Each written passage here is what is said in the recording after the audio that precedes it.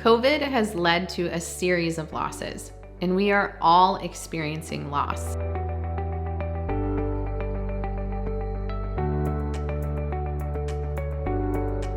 I want to talk to you about a couple of those losses you might be experiencing. One of them is a sense of safety. Are you safe?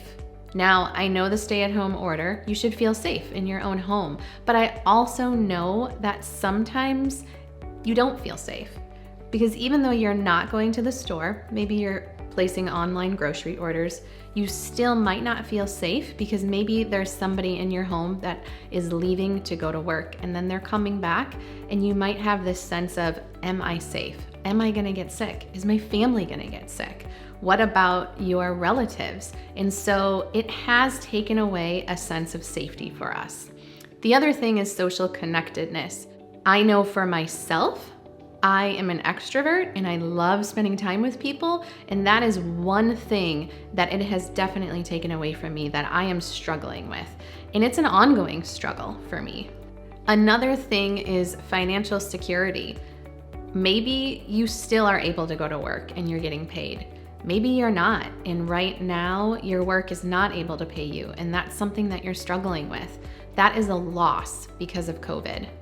And then the last thing, but definitely not the least, that's happening during this COVID season is an education loss.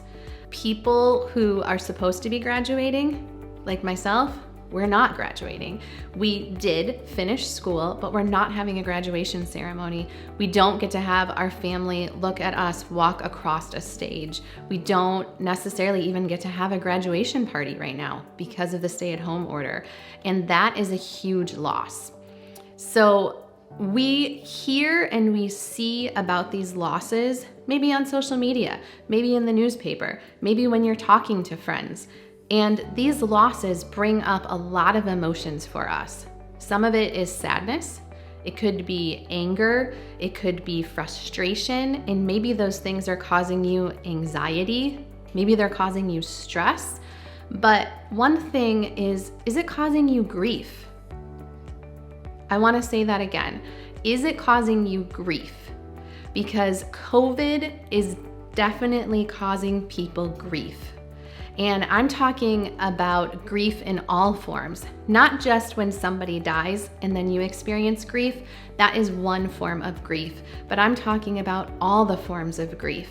So I want to offer a couple of tips to help get through the grief, no matter what grief you're experiencing. That could be death and loss. That could just be grief from friendships. That could be grief from employment. It doesn't matter what the grief is. I want to offer you some tips today on that grief. So tip number 1, I want you to name it and I want you to claim it.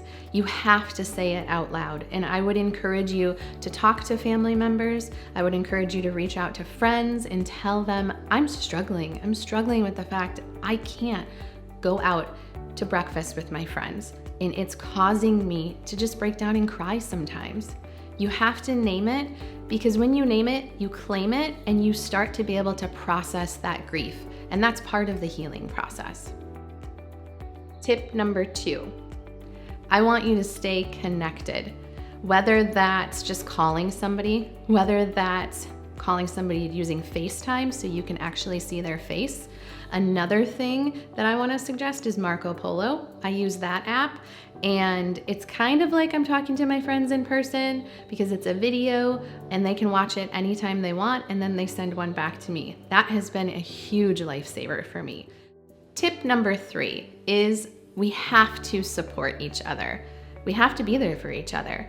I want to encourage you to reach out to somebody that you haven't been able to talk to recently because of the stay-at-home order. Reach out and just ask them, are you okay?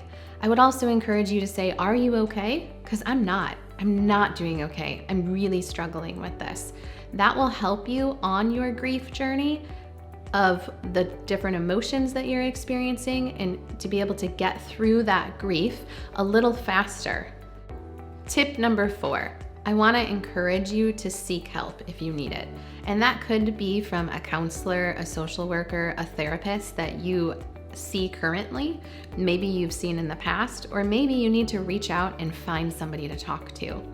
And that could be telehealth services. So those services are online on your computer or on your phone. There are some therapists that are still having appointments in person. And I would encourage you, if you need to seek help. Now, I also want to say that help might come after COVID, because we are all hoping to go back to a sense of what our life looked like before. But the reality is there's no timeline on grief. So even when the orders get lifted and we can leave our houses, you might still experience grief and sadness and anger. And the only way to walk through that is to talk about it with people, and sometimes you have to see a counselor to finish the grief process. So I would encourage you to reach out for help, either through Arukah or through any of the other partners in Princeton or the surrounding communities.